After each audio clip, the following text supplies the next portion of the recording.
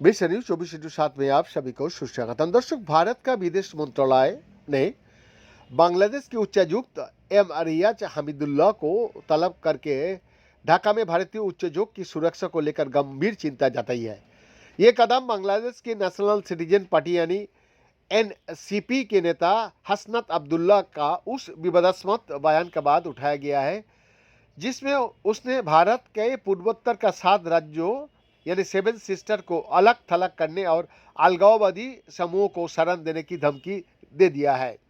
27 वर्षीय हसनत अब्दुल्ला 2024 में बांग्लादेश में सरकारी नौकरियां में कोटे के खिलाफ छात्र आंदोलन के दौरान सुर्खियां में आए थे। ये आंदोलन बाद में तत्कालीन प्रधानमंत्री शेख हसीना की सरकार के खिलाफ व्यापक प्रदर्शन में बदल गया, जिसके परिणाम स्वरूप हसीना को सत्ता छोड़नी पड़ी और उस समय अब्दुल्ला स्टूडेंट्स अगस्त डिस्क्रिमिनेशन प्लेटफॉर्म के प्रमुख समन्वयक में से एक था।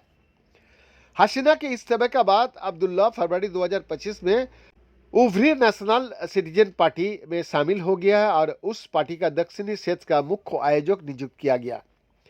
अब्दुल्ला विवादों से दूर नहीं रहा है।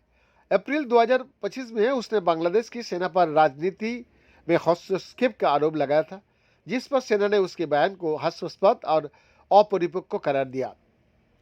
15 दिसंबर को ढाका का सेंट्रल शहीद मीनार में एक सभा को संबोधित करते हुए हसनत अब्दुल्ला ने कहा कि अगर बांग्लादेश को अस्थिर करने की कोशिश किया गया तो प्रतिरोध की आग सीमाओं के पार फैल जाएगी।